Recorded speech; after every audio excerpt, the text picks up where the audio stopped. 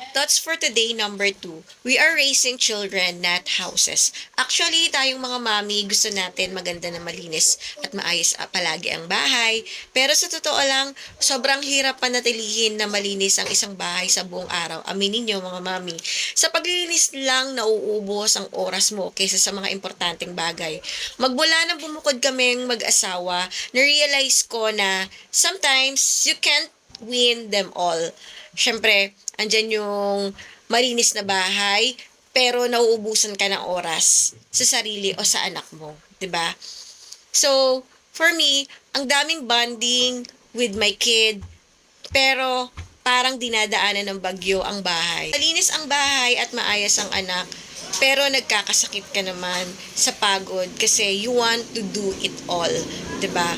So, tayong mga mommies dapat ultimately it all boils down to priorities. Yes, dapat linisin ang bahay, pero wag ubusin ng oras sa kakalinis to the point na nakakalimutan na ang mga kasamang nakatira sa tahanan.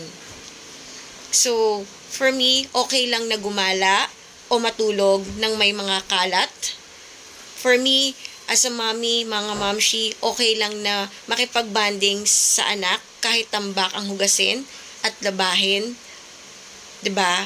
So, for me, mga mamshi, hindi sayang ang oras mo kapag inuuna mo ang pakikipaglaro sa anak mo. Again, we are raising children, not houses. Ang hirap kasing ibalanse, pero basta nagawa mo ang makakaya mo with good intention, okay na yan. You can still be a good mom kahit na makalat at hindi organized ang bahay. Tama. Follow me for more. Bye.